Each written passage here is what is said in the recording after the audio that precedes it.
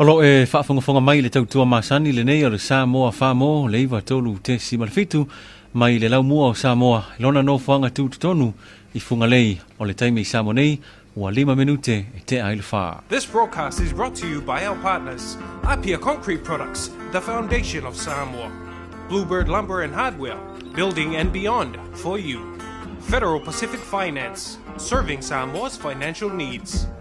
Inalani's Catering, catering for any special occasion. Taula, the brew of Samoa. Samoa Property and Realtors, for quality and excellence in real estate. Ma lol soi fua maua I le tātua tinu, ma le au whaafonga e le ngata o Samoa, a o la tau o loo whaafonga mai I le upenga o so tainga, whaatalo whatu le nei whaapoponga o Lavasiga o le so I le whaiunga o le nei wā yaso. E mai o te fia e whaafilo I atu le tamaitai tūstala o le Talamua Media, Lagi Keresoma, whaatalo whatu langi? Ia, whaatalo whamalo te fwoi Herbert mo le nei aso, ia. O lewa no fwole nei te whaatalo whatu I tātou paanga maasani Herbert, o lo o mwhai o na whaafonga mai atu no mamao, I la tō lo mwhai o na mau mele nei whasalaunga mai Australia, malo tele o Amerika, o Kanata, Niue, o le Netherlands, Yes, o Siamani, New Zealand, America Samoa, Vanuatu, Solomona, Tokelau, Fiji, I o le atu a Europa, I whapema Tahiti. E whaatalo whatu fōi, la tau lo mwhai o na whaafonga mai I Brisbane, Australia. I la tau ne ia le ulua I motu le ulua I lii, o Renee le ulua I lii, sia amosa amanai na pou lava so alo moe whaatalo whatu ia autou whaamalo whaatai mo le whaafongfa mai le nei Port Kalame. Ia, o le tūlanga na iei le tau I le aso sa vevela le la, pe o lena palasi timunga I le wawea ona le la. Ia mai taunu le fuwa, mai tau nei winga whape nei le fiafilang. Yo I heard le fuwa mai tau atu le fuwa matau na ona fauli mai ia tu maunga e fōlinga mai e pa u fo ia le timu I se taimi ia I se taimi o le fiafu nei ia na mana ia le tae au ma leo o uli e mo ia sa vevela pule la ia sa paolo fo ia I nisi o taimi ia le la wo toe tutila nei fafo mai le tātou ofisa ia wo toe a mata ona fo mai fo ni timu o le fiafi. Mana tol fenga se loi masani ala tunu o ila tu le ua anga tu mo nu itu a mesel mo tele sala fai wal fai ungol va yaso mal watu ai mal nava yaso wa pe o le lava ta tu te tal no I famna tu no tu totas Yo Herbert yo las falaile yo las malanga na tangata ya nga ya tu oi a me se la to ye pe e autova mai le mo tele sala fai foi le nga lulu ma fai nga luenga nei polu ia o le aso nei va ve foi no toi foi ia tu ia ale o le aso vas foi le sisino le tato tuto tasi ia ale ia tato aso lua foi le fa fai nga luenga se va na ila la so lulu a stofi ma las foreile ia ne toi fai mai foi polu ile va ia so foi po le aso sa foi ia manatu la ta fai mea wha solo I le tūlanga la ieri ta tianga o Lavasiga o le nei asfraile. Yo Herb, ata tele ia nga ia tiai, o le aso le tae au nei Herb, sa iei se sauninga tā ua sa fai oili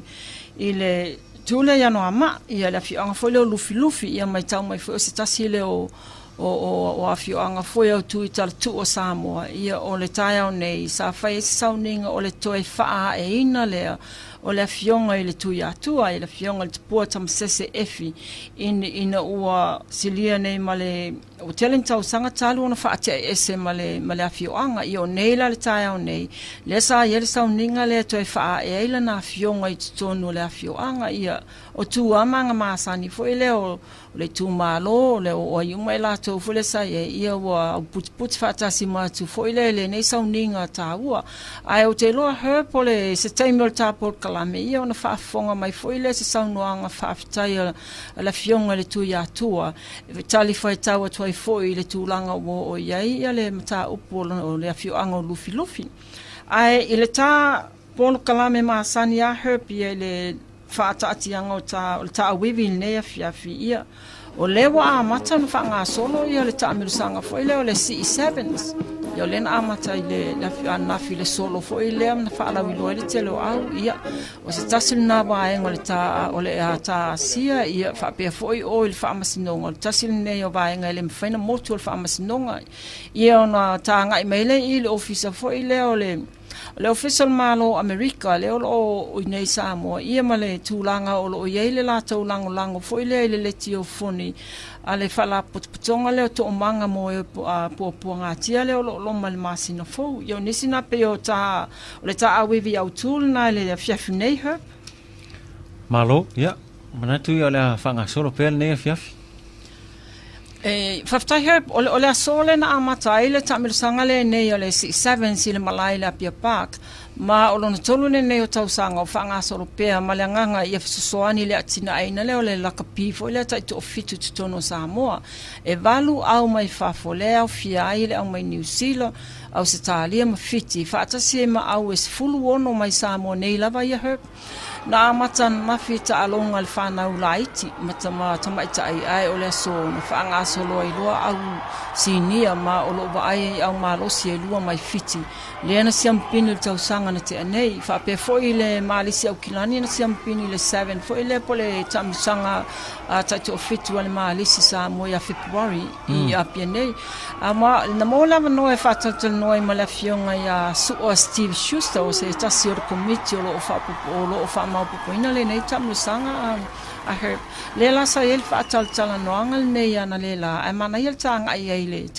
se ta whaalongolongo foi mwhaafonga mai la to o maumele nei a polkalame ia, po le ase sau noanga mai le sui o le komiti o whaia le nei ta alonga, le sunga ia sua Steve Schuster. O le sao le amaka kutivau meni kamakianga primary, under 18, kenge, ia makamako, le kiame mai grassroots. Me le ngama kai tu me la so lui primary school le foi la fanga so la te tingi ma kenge na le ka pusha ku ya tu no kenge wa pe o maro si kere ka ku fa le i tu no ke kere va pe ka alo le no fia ide o le no ka sa no korungi o ine nga samping ko sa mo lauli samping ko sa mo la sien samping la wa piki kropo tapatam so le la ka konti le ko mai fikin se pingi na sia le foi lauli le nga se pingi mo le la fesico au kam le ai au mai pakko e to ofie au mai fakko ko van o le nga pa ki mai o le mo me le nge ka nyo ka ro en ko e ko i vai a le la pa nga so ko ka mi la nga pa singa ka ku fa o bang mangunga fo nge por kangon program familia leonge fasinga kwai mal lako kapena excellent ya mai fiti ya mai usila e lua mai fiki kasi mai usila kasi mai kuila o kenge kuila ya mai askali code ole osbox open osbox under 18 osbuckets mai kenge mai askali ko code lua mai fiki ya sawa ma tapatam ko united uso mai kuila ko ongola ia ma awa fiki o ia wa ngusila malisi ko pikona ia o male malaula osbox open men le kale wan ko marena ya ma awa ngi ko so open lu fu bana ko au kenge ko ongo ia makamaki anta 18 spuru ongo o ila sa mai au ya tene pai se au vale Samoa Wow, le ku le yungia ko pe e o kilo por la ko ki jo pa o me ka fa ya ko le puso le tournament le a ngai king pa mal se e el competition international level kala le la ko fa mai a kuila ma a musila ma askali yo la so kan ai au yo mai Malorosi au Malorosi mai au piki au sempingi a tournament malisa pa piki au la tapatamuna sempingi ko na sjengi sempingi fiki Oleh penga finalisme que tu me faz escalha ma copa na tu me mal au filia escalha o malo singa au le so famsanga tu fi fai wa le wa maka ko ia por calame de sina pe o mesa sa fa ya fa mo pe fai prior independence ko sang ho le fa mo fai la so rom la so ko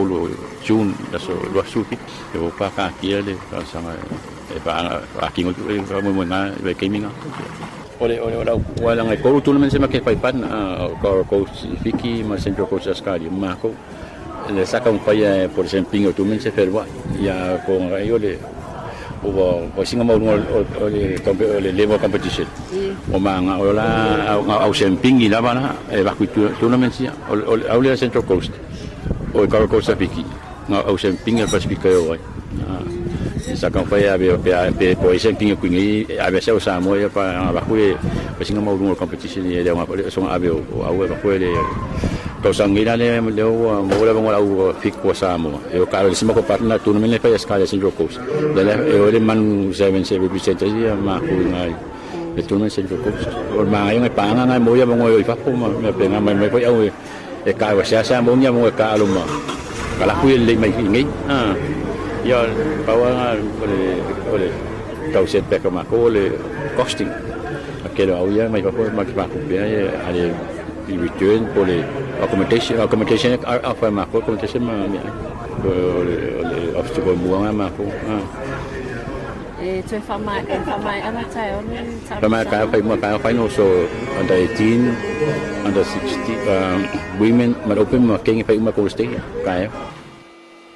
le na to fa fonga mai se saunoanga mai le se tasi fu committee ole o e lo fa ma poina le nei ta milsanga le fionga ya sua Steve Schuster ia le sa fa taltanoina le tamacha tsala ya ainga to filau ai e la le fala na mawala manoa e fa taltanoi se tasi longa fo ile ta longa la kapia o tatu watu nu o se tasi fo i walawi loa la langi le sa malo fo ile le play of the tournament ile si tamil sanga taito fitu fo ile ale IRP le la na mo fo ile no tama tayo ainga ia fa ataltano ile sunga le ya wale mai ia o se tasi alo sa mo walawi loa le nei fa anga tama la langi atoa o lo awai mai la o yo am paso le C7s mo le nei tau sanga e mana il tanga ia tu ia pola fo i se tala mai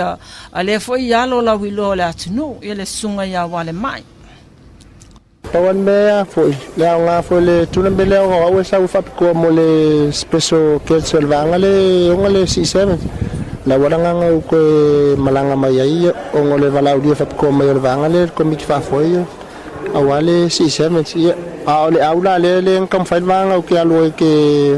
fa ska longa ya ka wo vanga le foi mo alom fa nga ko ngulo le kam fa aki ai ko fiku ngai ya nga fingare ko makamaka ma ya wol mele wole sama lo sia la mo ngai me la iki paki ngon ma ko aule kam fai mo la soma kaya ya la sa we do no kan kan ai ku aule sa ale nei tournament malo losi pe ya lu aule mai fiki o aule fiki fa mai nga fai no fiki le mes nga mes fiki yo aula nga le o mai pusen mai fiki le kamisanga le C7 ya kelo awo kakoku yo au masange iba yalla mo ka malisi yo skopa yo kelanga kala pu masange ka ko ye la me ka nga fe le fe la ko kam penga mo le fa mo ko mai ka ko le ma le ya au kamisanga ni lo mai fu au ya fiki mai fresinga le fu la fa mo le sa wo le vala audio fa ko awai fo le C7 mo ngi ka sang ia le sunga na ya wale mai o le fallinga mai o mai le sunga ya wale mai ia pe o se vala aulia fa pitoa le committee fa foi o fa tau tai le nei ya tamilu sanga nei ya awai mai le mai mo fo le tamilu sanga nei ya le mai tau wat fo ile saunanga wale mai ia wale ese malosi ale tamu fai ala na aule au mai le la masi mai la aule a le sunga ya wale an ua tuana ia tu le vai taimi le sa ai ma la wilo le li o wale mai ia pe le wa nga e tu fale ata mai fo le atina enga o ta longa la kapi sei ti lo foi pe o le sana ia va ai inisi foi fa wa wina le taito fit yo Herb o le wale le pe o ma le vai taimi foi le o kapiteni wale le na matua tu langa esele sa wal tato taito fitu a le pe le le lua e pe tasi vai le na fai ina ai na au mo el tato au na tau sanga ya le ya sampinio vai tele fo ile el tamilo sanga pe u mane te se au pe u mane vai te milo wale mai ya le Herb tau nga e lo o la kapi Toi to mana tu lai vai tausanga e lua fesfulu wa tausanga na le tatu wao mai ai ao mai ai ia. Pule sa tatu manu malo ai le te lenga o te tamsanga na ai opi. Yo. E mana tu langi lo e fa fonga mai pea i le tatu le nei le SamoaFM ma Lavasiga o le so i le nei Australia o le a se i anga i sina malo longa toi te liu mai ai fa wau le tatu por klame. Ke lea swingo Samoa so ke mga kuwar si Singapu ang momo. Si Singapu sisirfu lau ke kuwi au ka pa longo aku atu se poi ma. Ke mirangas ko mai mektia o ya. Ai ke loe pa penga malango ngo ya maku ke minga makosia i lunga lipo le fiku yang kau iwa kolu. Ye ole vola ngai ai wa elea. Lua fe se fulu samping lipo lalang. O lima ngi sia i lunga li. La ko sia le pola ke kuwi kala ngo tawak i lunga panon mano. It's a privilege and an honor to be Samoan. If you smell what around is cooking. Rock and roll. Ulau pilih gua lah. Ilolar kamu lebih sap. Ulau kamanga worki kala. Wah. Ini sawa kena bisi Samoa. Ikili ilolar lang ay kemosi. Nang awak mga pemunga mga hairstyle na bisi. Yori ako yung kuku laulu. Sorry, kaya lang luar pesta. Ay mo yan sabla. True story yan itaula. Sila po sa O tau sa ili ni o loa mo le fausiei na o lo mota. A fio mai loa i le Apia Concrete Products mo o loa ananga tā. Ma tau te sapalai a tanga si maa mai New Zealand. Pa apea ma tanga si maa ready mix. Na o le vai e wha popo iai. O plywood, steel bars, ma tie wires. Wha apea mai si o loa ma awa unanga mo ngaluenga mafa. E maua foi maa maa o neone ma pala pala mo le wha vai o lo mota. Wha apso tai mai le lua o ton tasi. Pea fio mai foi le matu ofisa i mai tele tai mo nisi whaamtalanga. Mo o loa mautu ma le ananga tā asiasi mai le Apia Concrete Products le whaavai Samoa. Toi e whaatala whatu i le whaafonga mai al tātua tunu ma le toi te liu mai o Lavasiga o le so i lona whaaua wina. Ia ma lo ma whaatasi ai ma le tamaitai tūstala o le Talamua Media Lagi Keresoma. Ai o leo mai tau o le tai ona le la po o le nei aso sa yai se fa moi fulian fa tu tai i le official ambassador America pe o le tau o mai la tu lango fa moi o le vai nga foi leo le to manga moi po puanga tia ma la tu sa ilinga tu pe na ma sino mo Yo Herb, ye o le tai o le tai mi o le fungale o le leiti o foni ya se o sai nga tu pe le to manga ia pe tai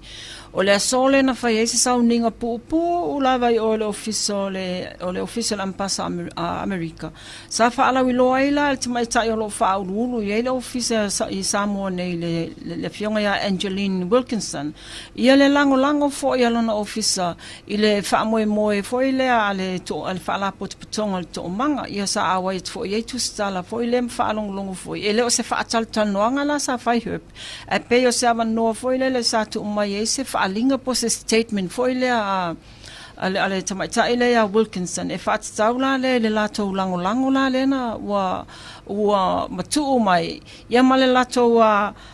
encouragement fo ile ave ile mamalu le atunu ina ia lango mai fo ile fa mo le nei ai se ta sia la wa pupu wala sa no angal tamaita ina na sauno ye am fanya ta nga ya se ta fa long foi fa fonga mai la to lo mo mane por kalame ia se sauno anga mai le fionga ile suyo le malo tele o America ya Angelina Wilkinson.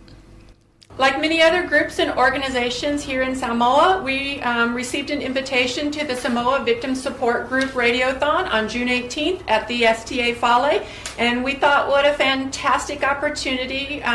for the U.S. Embassy and myself, Angelina Wilkinson, to give a little bit back to the community. So we're going to be down at the Radiothon helping. We encourage anyone who's got a little extra change to come on down and join us. We look forward to seeing you.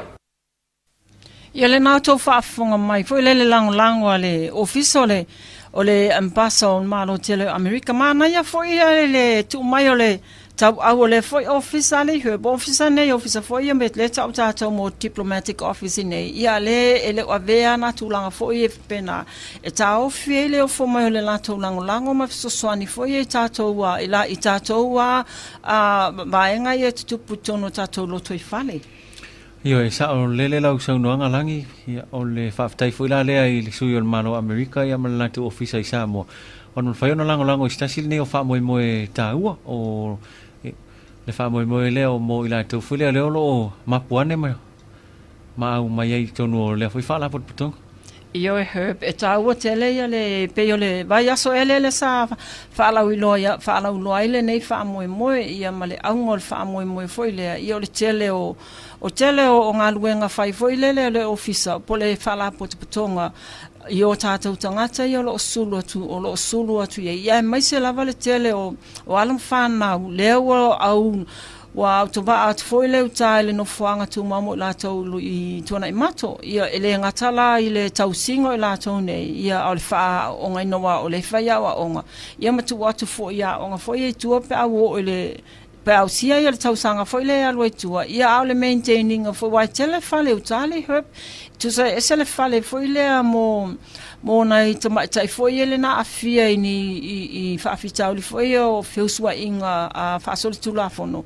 ia la le fale fa pitoa mo ila tau le mo ila tau ia mo tina mo tamaitaia mai tanga ia wo ia foi la le fale mo ila tau foi ia mana onga fa pitoa ia le tau le la le fale mo le fa ia male playhouse te le mo ila tau te le o ngaluenga foi le fai o ia le tau le foi la le telo ngaluenga le officer po le fala potonga ele ngata lai fala wilo au ia au fala wilo nei e anga I tua telo nu mafio anga ia e anga ia la to por kalame fala wilo nei foi le ia au le fa masinonga wa le telo mata upu ia pe wali ani waria e nei lunga o tangata sulu atu I le officer le po le fala potonga le to manga ia wa le ngata foi le o le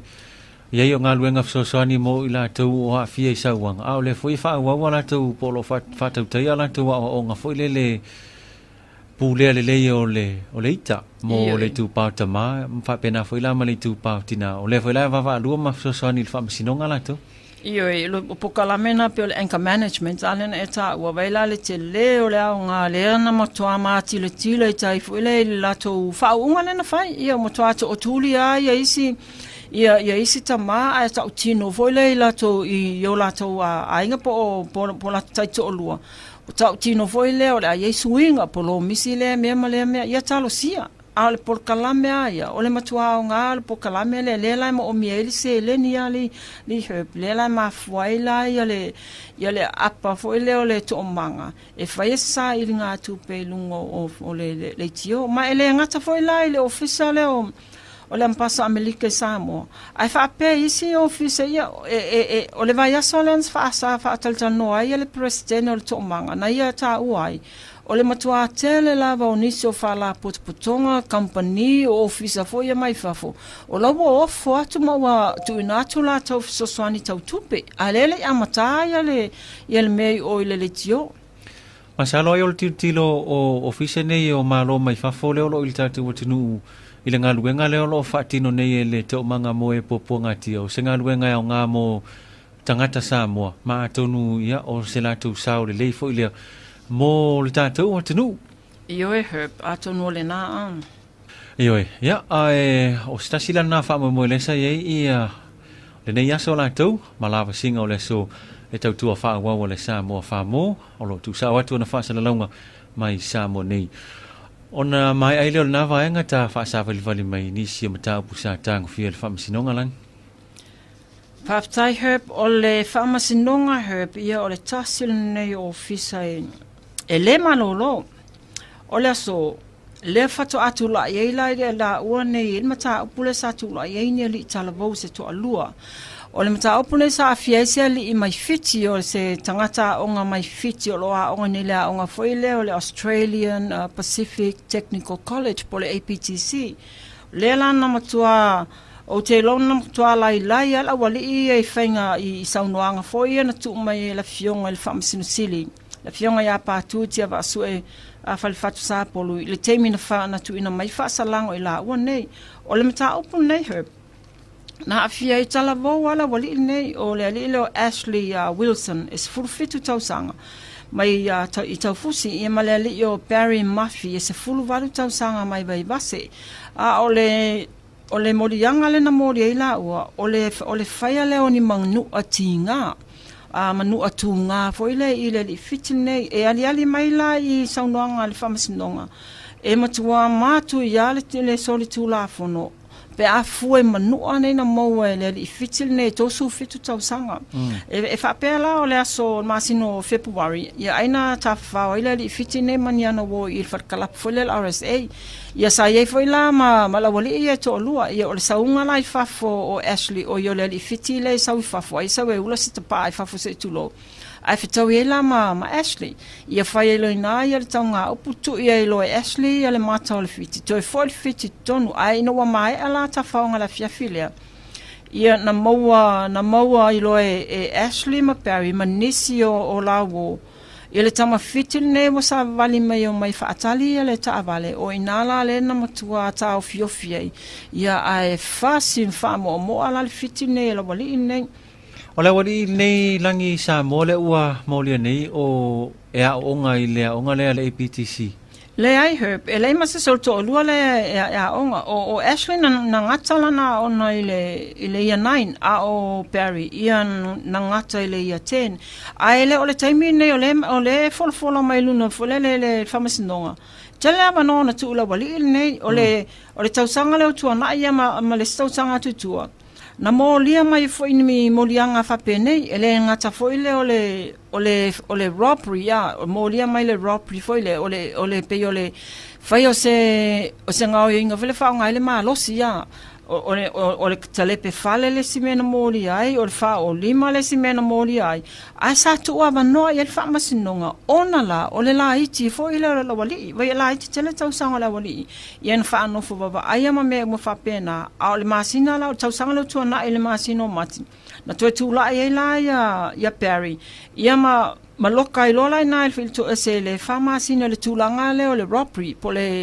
o le fai fole senga o i whanga se malosi se malosi le lana tu ava no ia i ton wala ia le tulafono mal whamasinonga sila whamasinonga e angata tele whamasinonga e tuuni tangata tala vau foile le falpuipui ona la o whapela mai mau ia le lai tu lata sa petai ia le avea na mamena alo ai la ia la fionga le whamasino sili le aso a tu usa o ai le whata usanga le falpuipui la wali nei ona matua matu yale ile silsila whamasinonga ona tau fiofilo tama fitil nei ele ngatala te tui ta kiki foila le kiki ya lona tino a to sasa ona fallinga se tu low i fangpia ia pela na nga waila le po ole isole li fitile ma mata pongia ilo e pa uala le se tama ila le tu sem fa mo yan fa la one nei ia ai o anga ia to ai kiki ma moto nei la wali nei ina wa ai to ala la to ole minoi le mi ngoile le fitil nei o inala na fta umai loia le la to mai ai le tama fitil nei ia ele yesava no la sala io ina ia le morianga o le tasila na o tu le leifo ele sa a fer famasinonga mo ila o no wala talia le morianga le duai taimin fta tu avala awai yo ale tu wala yo le tala vola wali ia le avela nang malofanga le famasinonga ai tu sa wala le falpupu il fata usanga pe se tu langa langina o ia le ungol famasinonga wai fata usanga lena ta una vavena yo la molianga o le fata usanga le fata usanga sa o ape sa to ese mai le vavena yo mani tu langa fa pena e lima mal afata usanga la matanga le fasalanga Herb tu sala le talsanga le ai la toia sa fa avatuina el famas pole National Prosecution Office e lima mal afatau sanga man o tona start mai pe a mata mai fa salanga ia le lima mal afatau sanga na ia le la wa ngai le famasinonga e fa nga mai ia tau sanga fa mai le fala na o tau sanga le la wa ia la le pola inga le o polea la vale umina yela we la lo va inga le fulele no wa mai ai mata upune ya February yo o time o asola na mama sina na eto ese mai la mai le fata usanga alela na fisilingia la se tu a se tasio o li yo tu lai polale umina ye fa pe mai fata e fama sina mai ya February fama sina lena ye la lo va inga le fata tale la le so lo no winga la fama sina na to ese mai le fata usanga tolu tau sanga ma le vanu mas ye tolu tau sanga ma e faisi o mai mau ya le tala vo i la ua ya le pe a mata mai utai le to ese ya le ia la matanga fule tala bola wo langa ai ole tule au ngata tele fa masinonga ave ia fa salanga fule ta fia mo tupulanga tala bo e se mai la mata upu nai ni si vai ngatanga fiel nei as e le mata upu mali ia ole mata upu fule ia wa fa sanga mai ia fa masino ia ma otengia mai lo ia foi sa tutula ia tunisi mata upu ole mata upu la le a fiese tasio tama itaile ia Andrea Arjong ole mata upu nei ia ole mata upu le val tau sanga talwa ilena fa salaina la matanga tau sanga nei foi le la wa ia lena a fiele raid polos fa inga foi le le na lui yo ya fia malu o e tau mai le masino yu lai tau sanga le na mo mai e la no ano se le ni pe over male luas full wa fele cash ya sawe ma yo la au fa saina o afone o le na tena mo o penga fa saina ya le la ye la tama tai le o le la wo mana fa fa salanga fa masinonga o le li le sa afia le la wo tuli lon fa salanga tu ese a le tama tai la le wo la lo le no fo va inga fo ile ale probation office la wai tu unga fo ile le lona o le tatala ino tu fo ile lo sa lo tu ai tu petai o le wai luma i lo fisala le NPO le tala sanga te mai ta e fia malanga i New Zealand ia le tala sanga la le lentu watu an nei mo fa masinonga ai fa apela fa punga le tala sanga ele ai se guarantee pele ai se me fo ile to fa amaonia e to fo i mele te mai ta nei sa mo fo ile le to fa wau ia fa salanga pe a fa matu atu nei ia fasili lo fa masino ia fa masinonga o le te fai mai o le wa e o e mai avel tangata le te tala le avanoa ale foi te toi fai mai ele o yesa guarantee toi foi mai ia wa sa mai le il famas no ngai walan toi tu ele avano foi le toi alway tu mafau toi mafau foi ele po sa ola na famatalanga malan ta sanga le tu ona toi foi toi la le la sunga fuala le wa toi tolo po ele mata o pole ale tama tsaile nei ale mai ai fola so langi le mo stali mo tu pe tali al ta sanga le pele o le lava herb ona o le fiu alfa masino tuli lo atu po ona se po ona i lo po malama ile ilana mata upule na matu ona o le wa o tangata o cases fa pe ya matu luma herb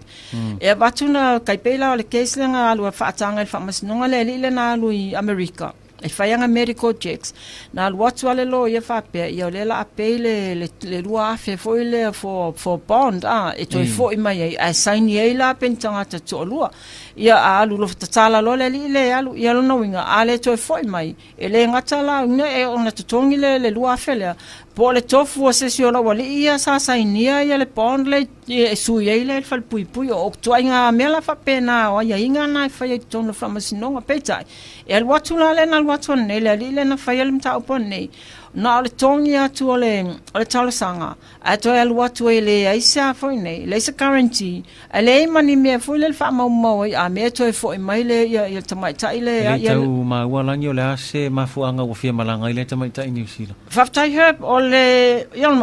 le foi nei na mai tau watu ana le line of silingia se tasi foi ona ainga ia o tamai tai o mai tanga ia lo pelo ia so na fa na ta inga foi le e fia o le i New Zealand wal tamai tai nei o tamai mo ia Samoa matua ia ana ola e New Zealand so i fua i New Zealand mo ola i New Zealand pela o le mana o to fo i New Zealand ia ola ila sian tamale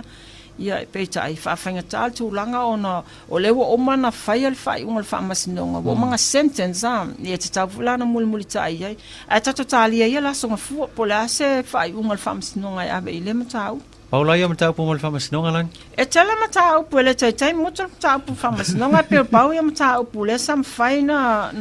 tango fia ile aso o le tele o mata o pu ia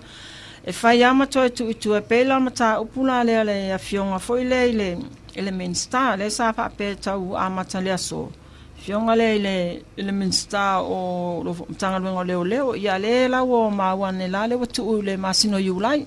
mata le malmata pule le afiele minsta le fionga ya sala pinati ali sati pinati le na faate ai ni se to tolu mai la fionga le au vai le amatanga le vai aso nei o ila tola e faate ai le afia ia la o ia sa tau vai palota ia le fionga ya tuala Josefo Bonifacio ia ma le fionga ia sala yo se makafi ia le la ma wale aso ia le foi la fa te ai ma se tasi sa ave ma kapeneta minister kapeneta le fionga ia sala vai mili e peila la to ia le fa te mai oile mata upane tu la email ta to fainga palota le te mana tua ia ia mata upuna e wai pe pau ia mata upo ese mai I vai tulanga masani foi le o fainga palota ia ia le lau fa te ana to ina ne le ela fio anga foi le ia foi wale usta ia wala sunga fu le fa pena mai ela sunga fu no ia mama wai ia le ele fai unga fa te mai la to nei mai tau mai Herb o sala yo se le fai le tangi le fa sanga le minsta ia o tuala Bonifacio o lo ye inisio le tumalo pole au va pole a fiong fe la va le o lo fai le tangi fa sala ya tuala ia ma le fionga ya sala vai mili ia o se tasi sa tula me le tofio le tumalo ia le la le ma wo pole alo na fianga foi le wa fa te e se foi mana ia mai le fonotanga le no lo winga a mail vainga le fa to ai ni stangi u fa popoila matangi fa ai pe au ai ngal mata pulna tas io lo no isa le ya au mai nei la to e fa sangsanga foi le avele mail tu la fono il fa te e no la to ia o me fa popo o me va popo len me to ese ali ia nei vainga mai po nei mata upu mail fa masinonga mo le nei fa poponga o Porkalame o Lavasiga o le so ma le whaafonga mai le tātou tinu whaatalo whātu pa whai whātoa e maua nei whaasalaunga I le tautua le Samoa whāmoe le ngata o Samoa ai o le lalolangi a toa lo mwhai o na whaafonga mai I le upenga o so tainga manatu ia rasi toi angai se isi tātou malolonga toi te liu mai ia o na whaawau lea o le tātou Porkalame Tole ka o abo kine swingo Samoa wala ki le update o kia ngo solari sipi olau kama yo nga scaling nga change in Samoa nga waso ya mo fasabili ko ma fu olau kala ka ngo kala pia e pungo mai lunga lo aisa too much papo au we baila keming just papo common sense ame nga ya afi ai le taste of the pia ai le tau ka va u mama ko roli me nga ka o fa scientific no that's we call formulations nga le formulations e ki ko 100% start from the bottom now we're here Ola kam pangaluanga nga yaso isa ale fu e no papau si di bolo you ten rich na la we ona ko vai kai mi e au ku kuida ko au mai vai la swinga le way nge le fa ngasi po using the plane a mail lo you see la moscaria a fa mang yanga I Samoa stays in Samoa me ga ka o freedom of choice ka o mo ku lo prepare I love my Samoa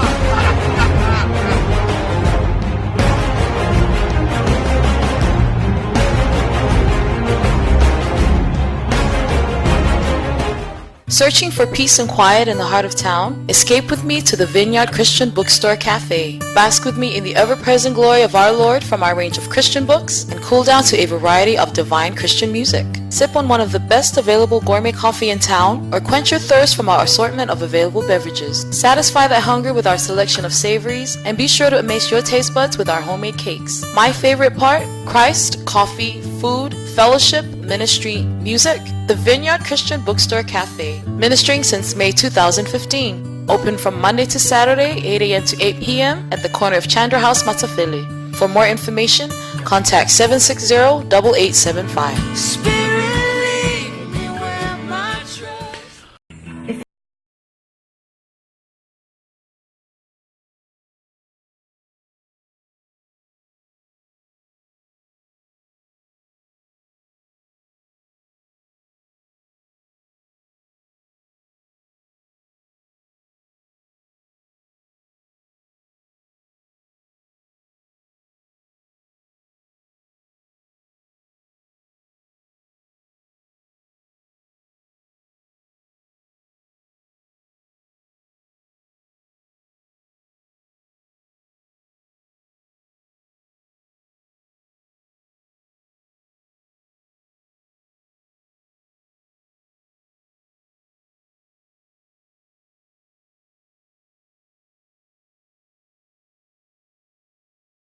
Tuli toi taliu mai o Lavasiga o le so mai le Samoa whaamo.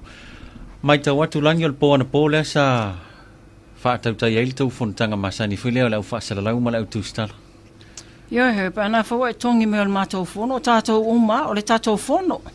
Ai esa o ana pole sa fai le fonotanga le fa tau sanga pole AGM a wa fela ia sa ilio se lau fo ia lela na autasi mali won fai si le por kalamele ana po her I mata op foi salanga ia ai na mai a file mu lava ia ma autasi mai lo tato fa la potpotonga le o le Journalist Association of Western Samoa le atu malta to Western ali her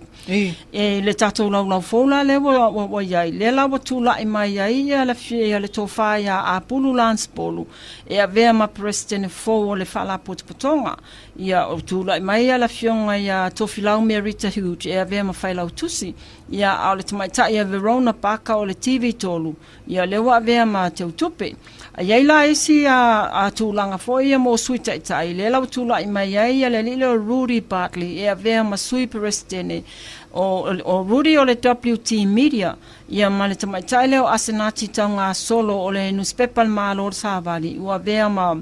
sui failau tusi a o le li la fionga ia tu udu a taulima o le Catholic media po le vaenga fo ile ale media ale katoliko le utula I mai ave ma sui te utupe ia e fela to finga fo your board members e to alua le la utula I mai ele tama ile o pa e mulitalo ale o le sui o Samoa Observer ia mal tama ia no ulua ti mani o le sui mai le TV fo ile ata o le e fakasa o la tola ia e to abalu le la a to aveina ia le lau ia po onga luenga tiu te fatino fo ile o fa la potpunga tu stala Samoa o le fa la potpunga nei po le po to finga fo le wa ia nei ma le lau fo linga mai la ila to ia le a mata sa vali fa tasi mal vainga fo ile le fa tele no ia ma upasi fo ile le ia o le media council lang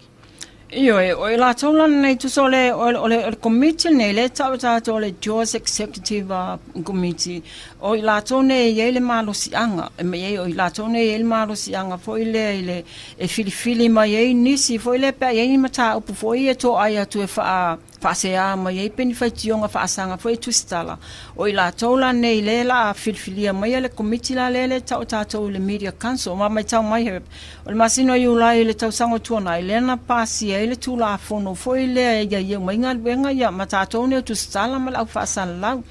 ia o le mana ia o le committee nei Herb ona o le e tasi uma sui mai I vaenga ese fo ile tono le media mai tau mai le ele online le ele TV ia newspaper le fo la le ngatalaina ia ese umala vaenga ia mai ia o le fakasa o TV tolu TV tasi o Samoa Observer o Talamua o ino o vaenga la le pe mana ia le tula I mai o la to ia ba pe o ana po pe o temi mo le foto a ba ai ele to atele to sui o le fala potpotonga nei ana po talu mai ale telo tato a fono foi fal tausanga o ana po le o taimi nam tua patu ele tato fono tanga le masalo ai ona ono o le o ele tato tu la fono a Herb le tau sila tu nei la tu la fono langi o ai tonu la tu e tau ona au nga il tu la fono ni Faftai Herbert tu la fono nei a fia mai ai la tau lo fainga o lo faia nga luenga nei fa tu stala fa sala lau fa poeata po ai lava ia e lalo mo le tu la fono nei tu sala ele faino e to e alo e se poani te wa faina o se me ia le tu la fono la ne tau na FF ia a faila te wa soli tu la fono o le ana tu la ngai oi Tau le foi ia il committee la to ia le filfili o le executive le filfilia ia la to ia pe ni famsino le la ta o la to ia le council media council ia ai la sfaitionga foi le pe soli tu stala ia se soli tu la fono ia a saula ia se si a mai se tangi fa asanga tu stala le ia na fili lo la ia il committee le se council foi le la to la famsino ina o le a fa su ina mata opune ia ma fai el fai ai mai tau mai Herb ele fa pe foi le a fai I ata tol fai tu stala nei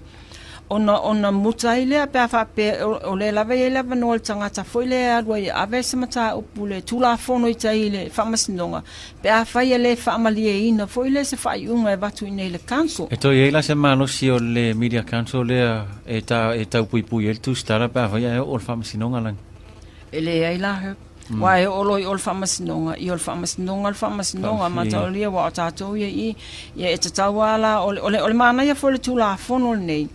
e mai o ai foi a tātou ngaluenga ia e te taua la pos o lātou umanei company umanei o lo whaia mene o po e ata o a umatu ai ngā ngaluenga lo whaia e te taula o no mai a resitala ma maini whamao ninga foi leo lātou nei e whaia lea ma lea e whamao nia o mai vaenga ia o no mai le ma resitala I lalo le whala potopotonga nei le lawa e sau noa langi wa lawe whau atu e sau noa Ila tu nono winga a fai ai te ua la vea se tu stala po stanga ta fa sala o se company vo le restala ina e sur fa mai le il fon fa le media council nono winga le fai no so ani e te lela fo la fai no na tu langa wa asau nelo restala me momo e te tauna vea ma sui restala fo le lalo le o le fala potonga nei mo na tauna fai ai a fai la sulu mai ye foi a vaenga wa o le mela na pa o mata fai o ila le na le executive o la tone le ele malo si anga fai ele fai un e toinga tulanga ai a fai e alu voile le tangata le na afia ave se tangi o fa masinonga ia ele ai la se pa o pose malo si anga foi le o le tato vaenga ia e apa tu el tu la fono Yo vai ngai te ona manino mo fa funga le tinu a faila le wa afia sesi tu Singapore fa sala longa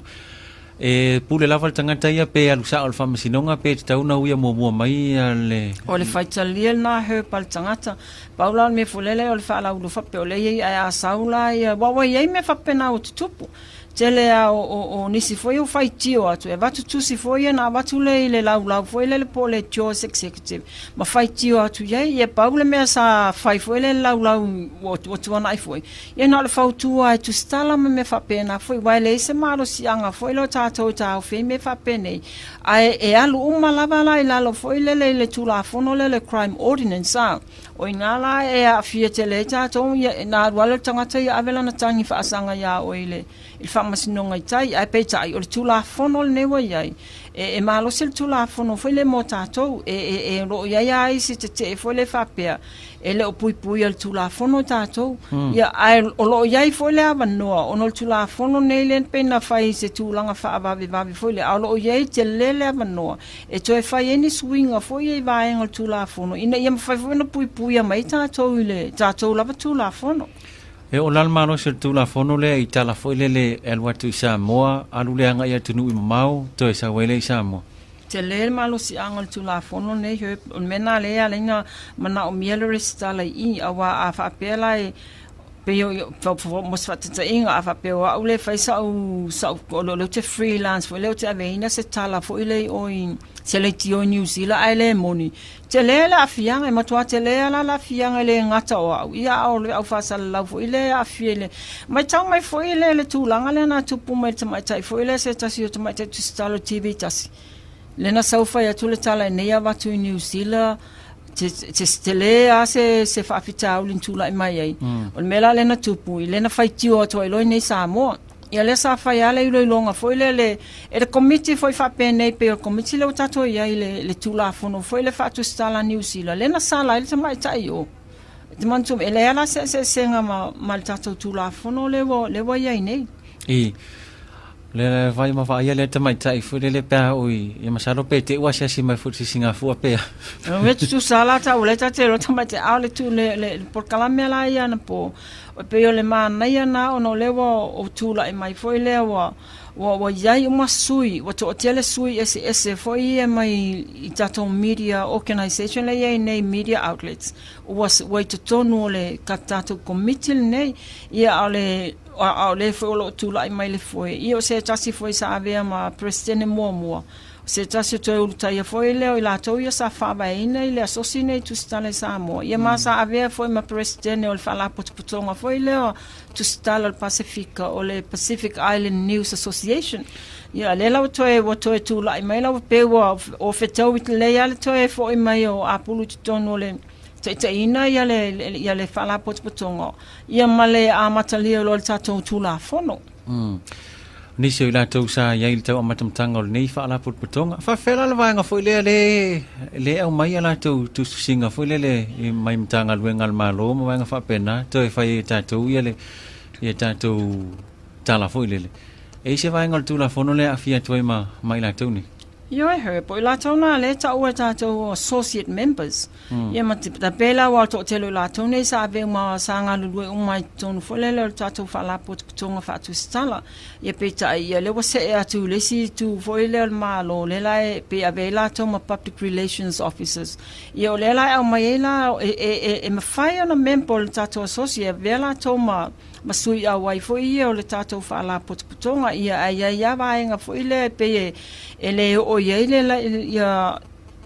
mo vaenga foi penia in film foi no o yele la toma lo si foi le tapela o temia fai finga palo ta ya ai tele ala mano ya vela toma sui a wai o fala putonga le la ta o tato o associate members fa pena foi la ya nisi foi le o lo avem foi le ma fai a onga inisi o tato pe o le tato a onga le o le NUS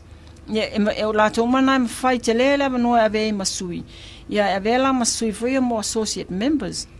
se sta unha foi le o sui langolango ia ave masui langolango no vinga fai la e saustu su singa mai se matanga luenga mai tau mai le o la tau foi le pe tau esi e foi la no e fa to ai mai se na tu tangi le tu tino le o le auto stala lang se so menino malo fasili he fa mon e pa fa nei la wa ule na tu sia mai se li portfolio mai matanga luenga auto e mai tau mai pe tau esi le nganga le tu se to esi tala e fa la na auto sa wa mai se fa sia le tu tino le e ma fa ana sa te fa sia mai le tau fiel ta to ngal wa mai tau mai pe o te longa luenga la vanga yo pi o ele ya ni me fo ye sa we pe na le straightforward ala to wa tu si fula na mai lo le tato fa ngai ia mataulila ia isi newspaper foi company ia le vai nga patino ia lu ia to press releases ia mai fula ia tato ia mfai on tato tutilo ia tato wale o tato su tato story foi le postato se si a wala mfai on tato fai le story ai le fa ngai nai la ia le press release le pe al ato mfai no tato fa ngai le press release ia to fai ese tato story foi le pe mai on tato wa tato to su au sunga langi wa loa foi i le nenga luenga tu stala o le ase tilo mamao foi le mo le lumanai o le nei fa la putonga malona nga mo sa mo la tu le lu ilum te lele nga her mai tau mai le wa el tato wa nga fa tu stala nga ta o le ma losi foi la tato fa la putonga nei ia tu la mai foi la fa la putonga foi le tau la mai la to e uma mai le nga ta mo mai e se me mo wa se nga luenga e o mai la nga nei pe o le fai tionga le sa mai le si foi vai te mi fa pe na le mo tamiti a le se me o ya nga i fa nga i lo la to mai ia o le tu langa le leila na o le tu la ma losi mo tato fa la putonga le fono tanga le an po her na tumu le au tu stala laiti o le ma na yana o se tasina tu ma na il fontangan po le tumu tu stala laiti for to fa u mai na taile ile NUS le la wo mai le wanga luai tu tonga nga wenga nge tato fa la putonga te lele lu mana yo ila to e mo tonu nepa ya le la wo ye male tu la fono ia te le la to wa mafai ona fa tonton wina foi le adu la tonga luenga ai ole asosi wo leva herb ele fo le tato asosi wa tele vaenga wa tato swani ele tupulanga ia o la tone e fa mai ton ia tele awa onga ele ngating NUS mo trainings foi e Talamua ia le tato fa la potonga fo le mai talu na fa vai mai Jele trainings wa nga ia tu ia ele ngata trainings ine our trainings fo ia mo onga ia tu no mamao jele fo ia va no was ia sia tu fo ini vala aulia fo ele I tato umale fo ele levan fo mai ele malanga nisio tu stala to afa ise ava no fo ina mai ele malo saina o jele ava no mo ia ole le fa nga tawina tato wa tu stala e te le fole lumana o le tu stala mo ia piora I lava na ia pa wale mea ia le lei masa o le alu le peni e pi o le alu le peni ia pi o fole nga ia se manuia na te moa au ta ia lava langi le name taupu na I vaenga mulmule te fia fia aftai herp ia o le sa tata uan le lai mo se taimi foi le fa fonga mai foi la to ile I se saunoanga mai la fionga le tui atu e tu sai male to e faa e no ia le aso ana le la ia pe ta ilele e o mai ta por kalame le mo mai ia se ta se tā ori o le tūlanga lea. Ai o te tali tonu o le asunga fua, ia o le amawhai ona whaafonga mai fo isi au te lenga o le namata upu. Ia ma whaafonga mai lo saunuanga la fionga i le au mamalu o le malo, la fionga ia tu ia tua tu pōtama se tufa a efi, e tu sai ma le toe wha ino ia, e la fio anga o lufi lufi. Ia ai o te toe wha talo wha tu tātou au pa anga o lo mwhai ona whaafonga mai o lato i Australia, o le malo tele o Amerika, o Kanata, Niue, Netherlands, o Siamani, Fiti, Tokelau, Solomona, Vanuatu, Amerika Samoa, New Zealand mai lātou nei o lo mwhai o na whaafonga mai te mine mai Brisbane, Australia. Whaaftai whaafonga mai. Ia, tātou tue wheloa i le asunga fua o le vai asu fau. Ia, se si le nā whaapoponga o Lavasiga o le so, tātou tue wheloa i le nā vai asu o muamua, o le temenei whaasoi fuaia. This broadcast is brought to you by our partners, Apia Concrete Products, the foundation of Samoa. Bluebird Lumber and Hardware, building and beyond for you. Federal Pacific Finance, serving Samoa's financial needs. Inalani's Catering, catering for any special occasion. Taula, the brew of Samoa. Samoa Property and Realtors, for quality and excellence in real estate.